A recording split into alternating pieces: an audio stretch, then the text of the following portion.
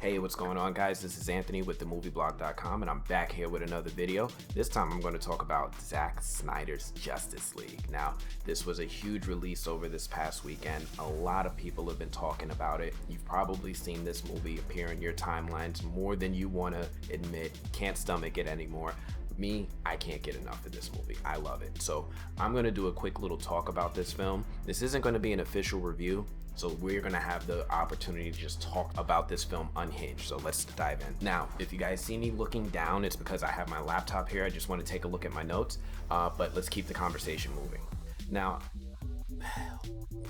walking into Justice League, I had to teach myself to swallow a big grain of salt. I kept thinking about the characters the way that I wanted them seen, the way that I've traditionally seen them, the way that Superman was presented by Christopher Reeve, the way that Batman was presented in the animated series and some of the films. Wonder Woman, I just couldn't divorce myself with the idea that this is going to be a different take on these characters. So this is something that I had to teach myself to do. Thankfully, between when Batman v Superman came out and now, I've been conditioned. I've watched The Boys, I've watched Umbrella Academy, I've seen Titans. I am now understanding and willing to accept a mature take on these characters, something where it's a little bit more visceral, a little bit more violent. It's a hill it was a mountain I was able to overcome with Marvel a lot sooner when they started to allow their characters to kill villains. Now I'm starting to accept it with DC. So first off, this film has a much better opening. Oh my gosh. The way the 2016 Whedon film opened with the cell phone camera footage of the little kids interviewing Superman, and we had that horrible CGI over the mustache, gone. Absolutely gone. This film instead starts where Batman v Superman left off. It's at the aftermath of the fight between Superman, Wonder Woman, Batman versus Doomsday, and we see the death of Superman and his scream in agony awakening the mother boxes across the world. I like this opening a lot better because it immediately drives into the plot, the MacGuffin, the thing that's going to move and propel the narrative forward. They do that from the beginning, and I love that. I love it. Now, some people might dismiss the idea of Superman's scream waking up the mother boxes, and now Darkseid sees his opportunity to invade Earth. That's not the case at all. First off, we're talking about a movie where a guy dresses up as a bat to fight crime. Don't come to me asking for logic. That's just dumb. Second off, the mother boxes weren't an object that Darkseid were after. These are objects that were already there. These are commonplace items on Apocalypse. It's a Darkseid. A mother box is more like an iPhone. Everybody has one. But what they are is an early warning system for when a planet is most vulnerable to invasion by Darkseid. And with the death of Superman, that was enabled. They were there before. They had an opportunity before. Darkseid got his ass kicked by the old gods. That's no longer the case. They're gone. Superman's gone. Now's a good chance to invade and take over. There's no way to compare this opening with Superman screaming and awakening the mother boxes to the Whedon cut. This is just vastly superior. Wonder Woman, oh my goodness. I have to admit, me personally, I haven't been a huge fan of the way that Diana's been portrayed in film. I would say there's possible exception to Batman v Superman. Honestly, I don't remember the film that much. I didn't really like it at all. So I may go back and rewatch it. But from what I've seen in this movie, oh my gosh, everything about Diana, everything about Wonder Woman is amazing. It's wonderful. It's true to the character. I know a lot of people enjoyed the first Wonder Woman movie. It was a little funny. She was a little silly. There was this whole thing with Steve Trevor and her swinging from lightning bolts. I hated it. I didn't like that movie at all. I didn't like the second Wonder Woman movie at all. I'd written off Wonder Woman as a character in the cinematic universe for myself. This changes everything. Zack Snyder, if you do a Wonder Woman movie, I'm in. I am in. And this tone is set from the beginning. That whole bank robbing scene, where Wonder Woman is there to prevent these terrorists from it's not really a bank robbing. They're literally terrorists. They're trying to blow up the building, and she stops them. She saves the day. But everything about this scene, everything about it seems so much better, so different. I want to say that this scene reminded me of Christopher Nolan and The Dark Knight with the Joker and his bank robbing scene. Everything about the tone, the seriousness of it, the gravity of the threat, everything about that is there, except now we're adding in this superhero level of character in there to just disrupt things, which is a direction Nolan never touched. He never wanted to touch super characters, but Zack Snyder did, and he was able to do it really, really well. It makes me feel like Nolan had a hand in this film, but he did. But yeah. It's exactly what I want to see. It's so good. That scene is so good where she's like using her bracelets and blocking bullets and running at super speed.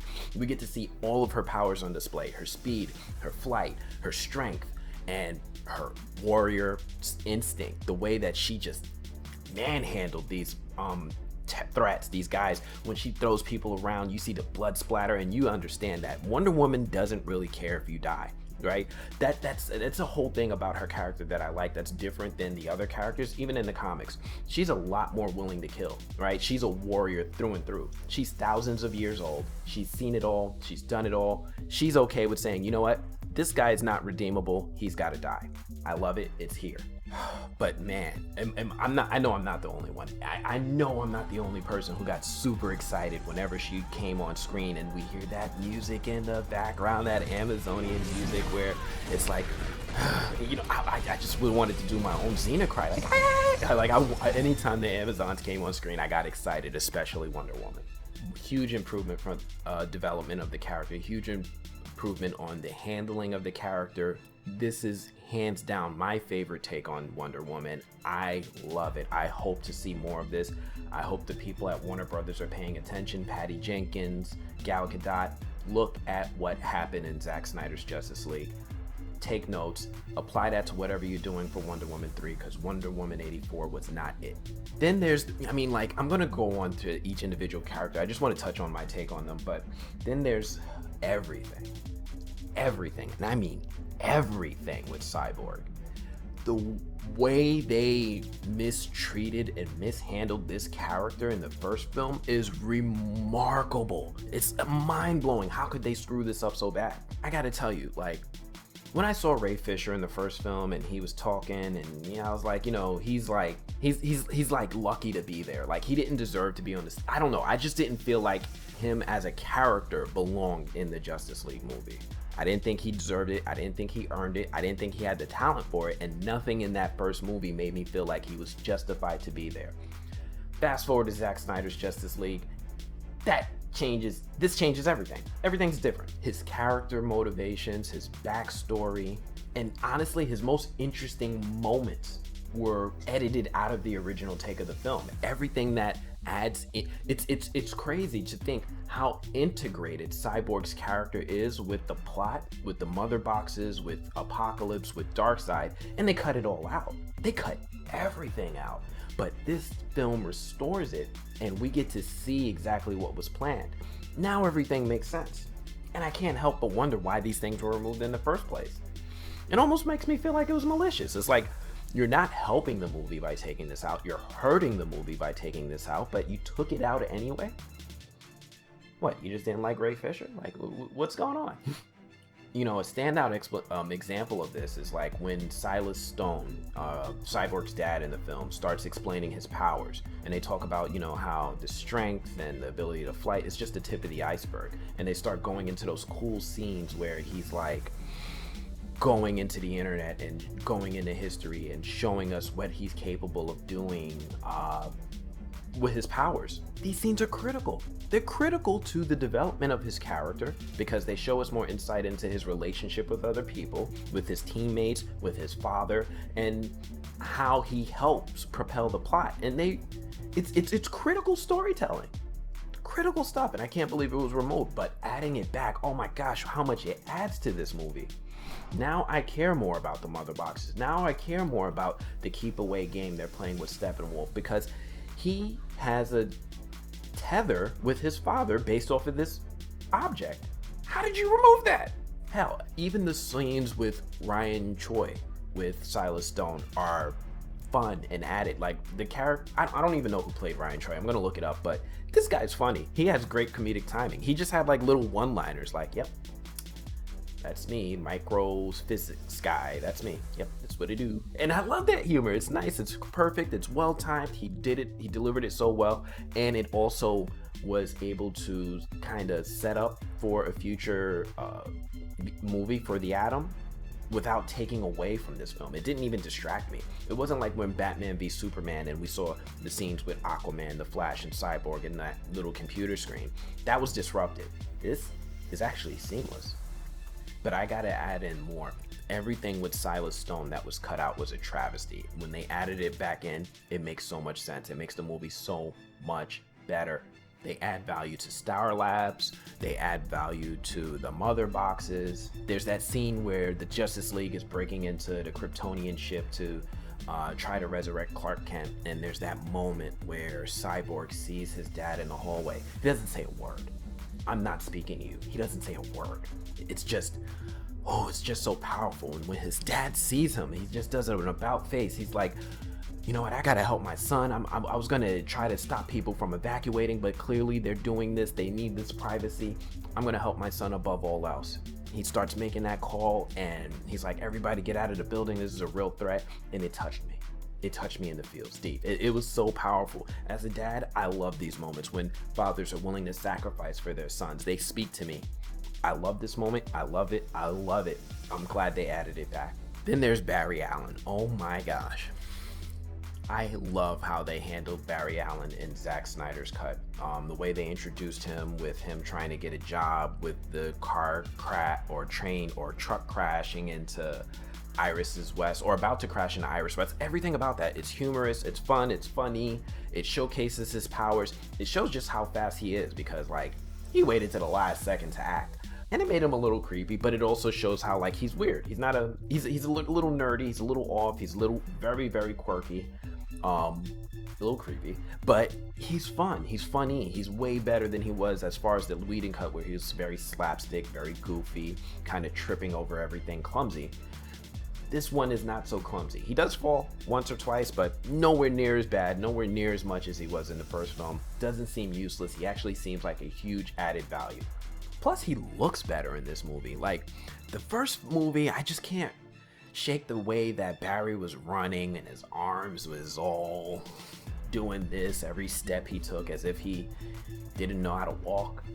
I hated that. I hated it a lot. But this film changes that. He runs differently, he runs smoother, his powers look great when he's using them. What I really like is that all of his powers are not only on display, they're respected. Like sometimes me as a comic nerd, I know all the different powers, so I'm just wondering if the directors do. Zack Snyder does. This guy phased through objects, he traveled through time, he moved at super speed, he started talking about, you know, the multiverse, and maybe, you know, there's a lot of things that Barry Allen can do, and I love that we saw hints of all of them in this film. It made me feel like, oh man, there was a lot of care taken into this character that we didn't see in the first film that we're seeing now, and I love it. Oh man, the Superman resurrection. Let's talk about Superman for a second. So in the first film, Superman's return is a little underwhelming, right? He comes back, he fights the Justice League. It's a kind of a cool scene, and then he flies off with Lois Lane and decides to be Superman again. This film does that, but does it very differently. When Superman is about to be resurrected, it's a lot more ominous. It's a lot more dark. It's almost like horror in tone, in the way that things shift when the Kryptonian ship is like pleading with the Justice League not to use the mother backs. Don't resurrect this guy. This is a huge mistake. And then he comes back and he just starts going in on the Justice League. It's like a movie, a horror movie. A horror movie monster was unleashed on the Justice League and they got wrecked. He comes, they resurrect him, the tone is different, everything about it is different. From, you know, the way that he starts fighting with the Justice League, he starts using his heat vision against Batman. Everything about this scene is a lot more visceral, a lot more dangerous, a lot more ominous, and it doesn't try to rely and pivot the character to like the Christopher Reeve version of Superman. We're not trying to just turn this into something else. We're moving forward with this darker, evil Superman being resurrected. Not only does this improve on the narration and the tone of the film, it makes more sense. It's leading up to that nightmare scenario where things are crazy, and it makes me understand how this happens. This is a visual cue. When Superman comes back to life and he goes to the Kryptonian ship after regaining his memories, he actually walks by a whole bunch of Kryptonian suits and armor. He even walks past his traditional red and blue suit, and he decides, nah, don't want that. He finds the black and silver suit, and he's like, yeah, right? This is pretty indicative that there's something different. Something happened. He had a shift in thinking, and it's not the same guy that we saw before. But I like it. It makes Man of Steel, it makes Batman v Superman a little bit more appreciable, because when you look back, you better understand what it is they're doing with this character. They're taking this character, they're showing him that he's not the same Clark Kent that we know. This is one that's gone through a lot more trauma. He's more closer to the New 52 comics interpretation of the character. He lost his father young, both of them, even his adopted dad. He is brash and a little arrogant with his methods and actions. And it's a very different take. It's a very, very different take. He's very inexperienced. Now I understand, where they're going. We're showing a Superman that's a little bit more damaged, one that's gone through a little bit more trauma and a little bit more susceptible to working with Darkseid, right? We're going to see this guy who lost his mom, lost his dad, lost his twice, considering both parents, loses Lois Lane, and then he breaks down. It reminds me of Injustice Superman, for those comic fans who are familiar with the Injustice lines from Tom Taylor and friends. This reminds me of that. This is a damaged Superman who didn't have all of the support systems he needed to be the Superman that we're more familiar with.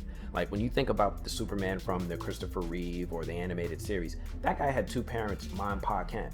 That guy had a Lois Lane that supported him through and through. This guy doesn't. And we're learning what happens here. Knowing that this is a time travel movie, I can't help but think that when the Flash was planned to go back in time and fix things, he said it's Lois. We're gonna learn it actually wasn't Lois. It was actually Pa Kent that changed everything. And my theory was that the Flash was gonna eventually realize that, go back in time and save Pa Kent from that tornado, giving us a Superman that's more in line with what we know, whom we know, and isn't more susceptible to the suggestions of Darkseid and Apocalypse. Just my theory. Batman. So I honestly think Batman is a little the same in both takes of the film. Batman is always regarded as that character on the team. He's just a regular human being. He doesn't have any superpowers. Everyone else does. He's like a man in a room full of gods. This movie made me feel like that. He's definitely a man in a room full of gods. Every time he goes to recruit one of the members of the Justice League or something like that, he's clearly outmatched every time. Aquaman lifts him up and is like, don't make me kill you. The Flash is like dodging his battering and like, I'll take this as a souvenir, don't make me kill you. Wonder Woman is like, I can kill you. Obviously, all of the Justice League could easily take out Batman if they chose to, and he knows it. And it's like a noticeable respect for their abilities that we see from Batman. He's very different. He's not like the tactical Batman that we see that's like, I need to have a contingency plan to take these guys out if necessary. No, this is a Batman who's acting on faith. He's more supportive. He's definitely in line with the ideas of the Justice League and the concept of just being altruistic. Now, this is a very different Bruce Wayne. This is one that has been operating in Gotham for 20 years. He's had a lot of heartache. He lost his Robins. He doesn't really believe in much, but he's finally found something to believe in with Superman. Superman is the one person, one character he believes in for some reason. And it's a real nice shift in his character that I'm learning to appreciate. I didn't think Ben Affleck was in one of the best Batman before. I thought his scenes were some of the best Batman scenes we've seen in action-wise from Zack Snyder, but now he's definitely in my top three. Like, him, Christian Bale, Michael Keaton. That's my three. Those are my top three Batman. Darkseid. Oh man, this movie adds Darkseid. He adds him, Zack Snyder adds him in such a really, really cool way.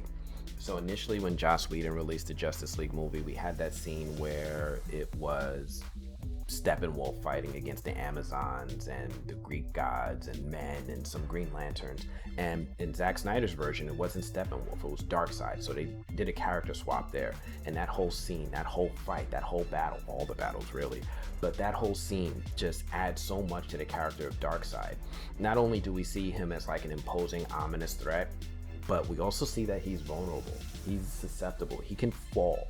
And that right there is like, you know, some people like to make those comparisons between Thanos and Darkseid. We're not going to have that here. That differentiates him. Not only is he fallible, but he's still menacing because he still has everyone fearing him. The weird dynamic of knowing he has a weakness, but he's still strangely powerful. I like the way that it makes me view him as a character. Tom King, Ava DuVernay, good luck. You've got huge shoes to fill. This interpretation of Darkseid is going to be the one that we all remember now, and now you guys have to measure up to. Good luck. I like this battle though, this scene where we see these Greek gods fighting him. I can't help but get those like reminiscent moments of Zack Snyder's 300 with Leonidas like kicking people into pits. This is Sparta. This reminds me of that in a great way. I see all the positives of it. I really love this scene. It's like a hodgepodge of a lot of Zack Snyder films. It's like 300 meets The Watchmen meets, I don't know, Sucker Punch, and it's really great. It works out. This is a visuals treat. Great scene, great moment. Love the Green Lanterns. Great introduction of Darkseid. Great handling of his characters throughout the film. Some people are going to complain about the gratuitous amount of slow-mo, but this is a Zack Snyder film. You got to kind of expect that. Zack Snyder's going to be using his style. Slow-mo, action, close-ups, lots of abs, lots of shiny abs. That's his style, and I love it. It's good when it works, and he makes it work here. The action is so insanely good. The fighting, everything about the battles, from Batman getting his ass kicked to the Flash actually fighting back, to Mara fighting Steppenwolf in Atlantis, and then having that moment where he's like, you can't win, and she's like, I wasn't trying to, and she starts sucking all the fluids out of his body, followed by like all the blood starts coming out of his body. Those moments are amazing. I love those moments, and they really add so much. Everything about the battles is great. They're a lot more visceral, a lot more bloody. Characters definitely die. These superheroes aren't necessarily trying to save the lives of the villains, and I'm okay with that. Anyway, listen, this is just a quick conversation on some of my highlights, some of the things that I really thought were really good about Zack Snyder's Justice League. The movie was supposed to be 4 hours. It didn't feel like it. It felt like it was 2 hours to me. I've watched it like twice. I'm about to watch it a third and fourth time as soon as I get some time. I love this movie, but I'm curious to think what you guys think about it. Let me know what you guys think about it in the comments. Because did you guys like the way that Darkseid was introduced? Did you think that his character was handled properly? Do you think they could have done things better with the way that he looked and the way he acted? But do me a favor, if you like this video, make sure you drop a like, and if you're not already subscribed, make sure you hit that subscribe button in the corner and click that bell for notifications. That's all I've got for this video. Until next time, I'm going to check you guys later. Peace.